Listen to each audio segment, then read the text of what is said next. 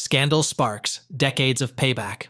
Some time back, I was hired to a company by a CEO I had previously worked for someplace else. He was a good friend, so when his newest company wasn't achieving sales, he headhunted me to join the new one. The company hadn't made a sale in 2 years. Year 1, the software product was in beta, so it wasn't ready to be sold. Year 2, they realized using the tech staff to make high-end sales to C-level executives was the shittiest sales model one could conceptualize. In general, and there are exceptions, of course, these two personality styles don't speak the same language. Tech people talk tech. Buyers talk benefits and how the potential product fills needs. I bridge the gap well by translating tech speak into natural conversational language so buyers better understand how their needs will be filled. The job was an hour-and-a-half drive one way from my home, so the CEO said I could work from home as long as I kept the sales management tool current, it's where you keep the notes of each prospect's status, came to important meetings, and made sure the executive team had daily sales reports. The first month, I made the daily 3-hour commute because I needed to have solid, constant interaction with all the departments to rapidly form my sales strategy and develop a two-way confidence level with the section heads. Once I had a handle on things, I was ready to launch my sales plan. In the meantime, the CEO hired a VP of sales, Bitch Boss, who started 4 days before I hit the ground running to get in front of buyers. She was a VP coming from the banking industry and had a long career in sales and marketing and finance products. I hated her from the moment she arrived. She knew fuck all about tech, and I spent huge time trying to orient her, which wasn't ideal because I needed to work on my sales strategy. They brought her on board because she had strong experience gaining financial investors. Nevertheless, I forged ahead, traveled to a target state and spent 19 days crisscrossing it. When I came back, I had 17 contracts from buyers totaling about $2 million in sales. My CEO was overjoyed.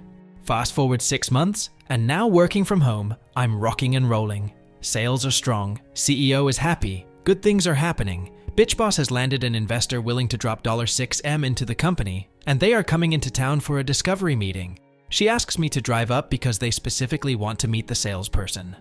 Seconds before walking in the door for the big meeting, Bitch Boss pulls me aside and says she needs me to back her up on lies she has told them. Basically, she doubled my sales numbers. I told her there was no way I was going to do that. She says the CEO has okayed the lie. We get to the part in the talk where the investor is looking over my inflated sales numbers on the prospectus, then directly asks me how many sales I'm making a month. Bitch Boss is behind him waving her arms, but I was having none of it and answered truthfully.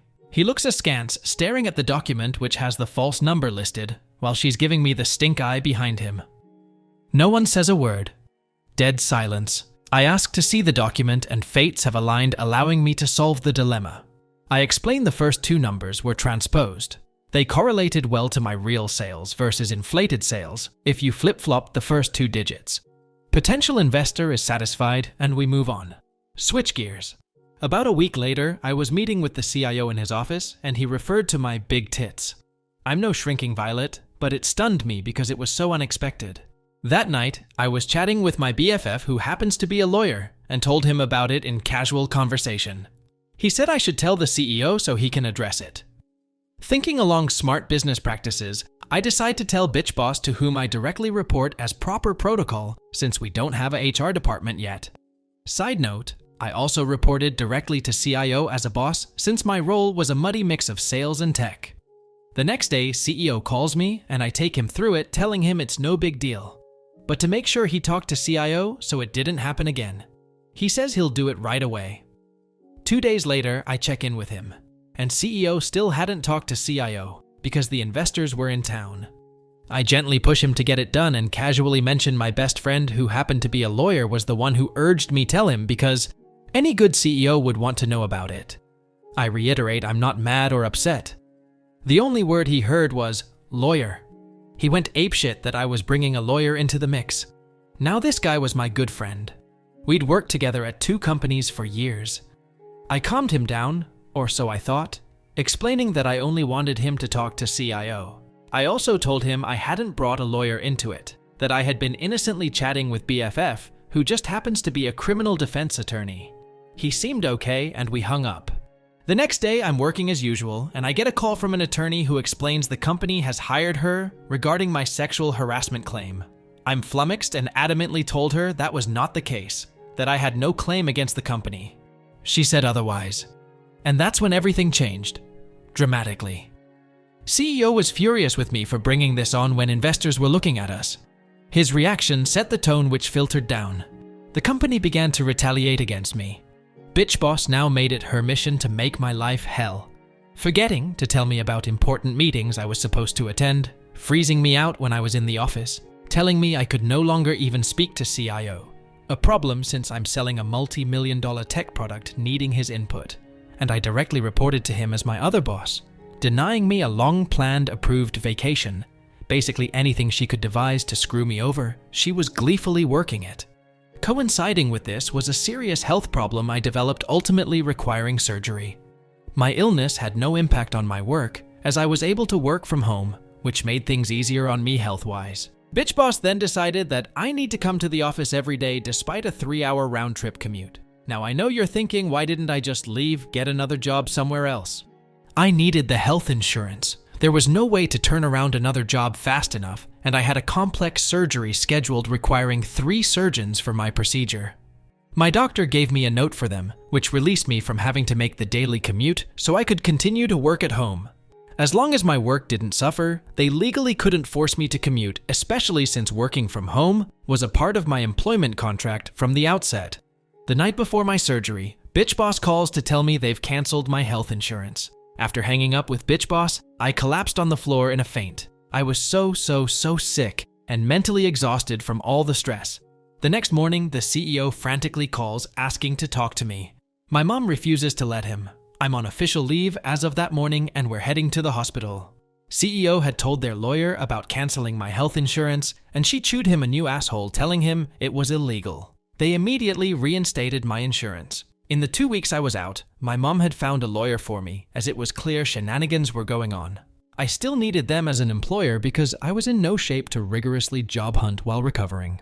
Turns out all the bullshit they were doing to me is illegal. Companies aren't allowed to retaliate against employees when they report nefarious acts against them. I met with my new lawyer who said I had an excellent claim for retaliation and took me on. He said I had to continue working there while he did his thing to stay within protocol while he filed the EEOC claim. Now it's time for me to return to work. The company had relocated, planned during my absence, and Bitch Boss refused to tell me where, so I couldn't come back to work. Company lawyer told them they had to tell me, so Bitch Boss gives me wrong directions, making me late on day 1. I walk in the new office, and it looks like any other place, except for one thing. There is a wide open area directly in front of the CEO's glass office, with a single desk in the middle of it. Welcome to my new desk. Also, I wasn't allowed to do sales anymore. In fact, I wasn't allowed to do anything at all, period. They had hired a bunch of new people to the company, and they treated me like a pariah. Turns out Bitch Boss had gone to them telling a pack of lies, and if they know what's good for them, they'll stay away.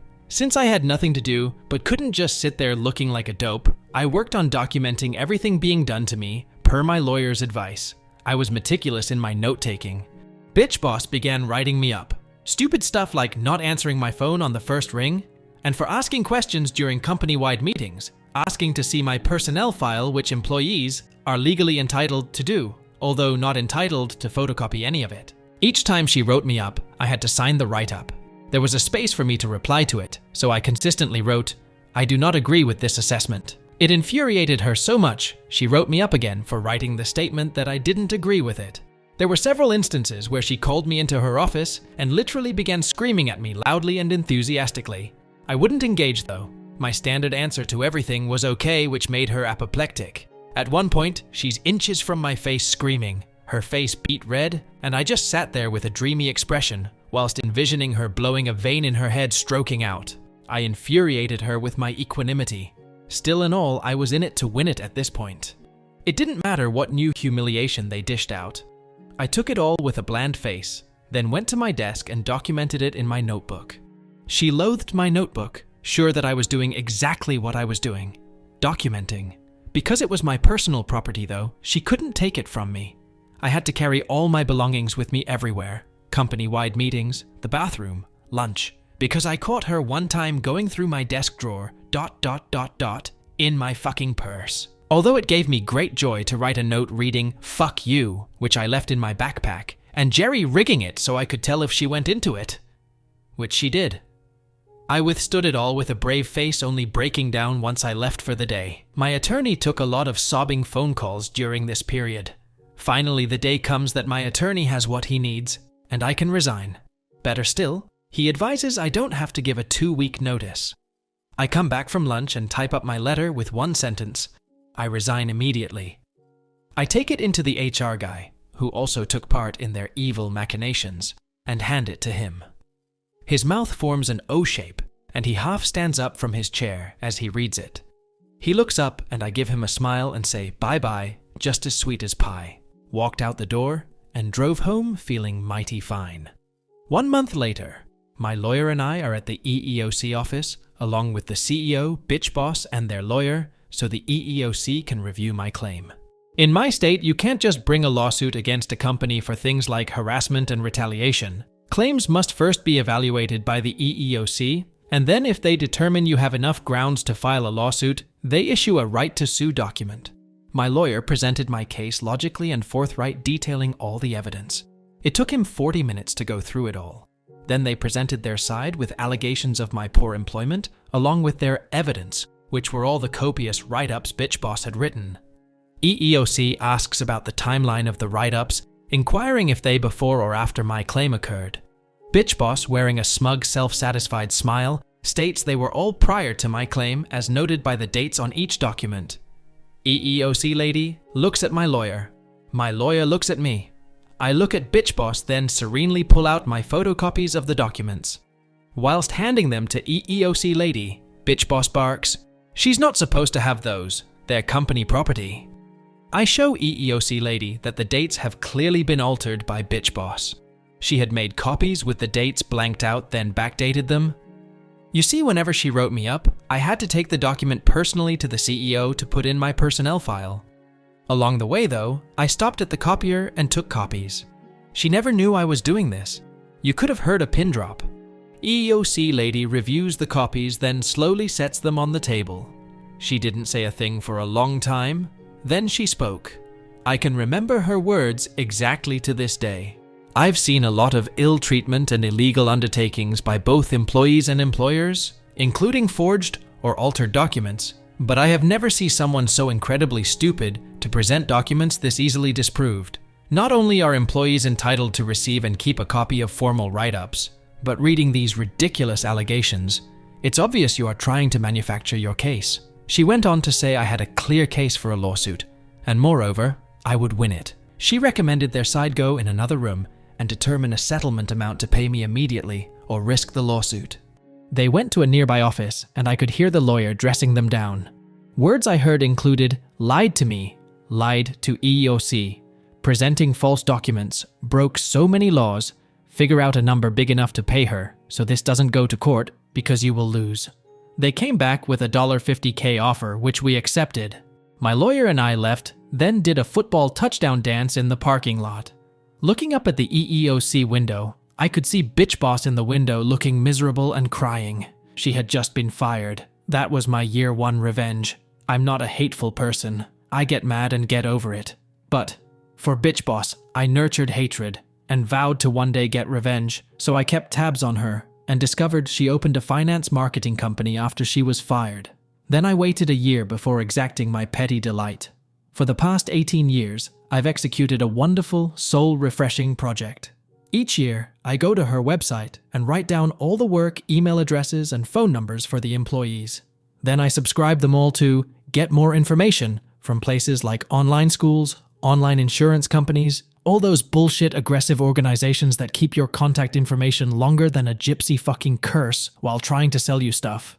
The last few years, I've subscribed them to an email bomb service where the service takes the address and instantly subscribes it to 1,000s of newsletters, request for more information feeds, and other online buyers of email addresses for marketing services. I tested it with a burner email, and it wreaks havoc on your inbox with thousands of emails received within seconds. And they never fucking stop. You literally have to close down the email because it can't be salvaged. Each year, when I go to collect the contact information, all the emails have been changed to new ones. Last year, my cousin took a job in the same building. I enlisted her help, and she made it a point to befriend a receptionist working for Bitch Boss. After executing my yearly plan, my cousin went to lunch with her. The receptionist was in a foul mood and explained the entire organization was in disarray because IT had to redo all the emails again. It keeps happening over and over, and nobody can figure out why. She said the owner, Bitch Boss, has had to get her cell phone number replaced 3 times because of all the texts and phone calls she gets whenever it happens again. Sometimes Bitch Boss would have her phone number on the website, which I duly subscribe to everything under the sun. The best part for me was hearing how she lost a mega client because they felt the company was in too much turmoil so often. The thought of this keeps me warm and cozy at night, and I sleep so very, very well.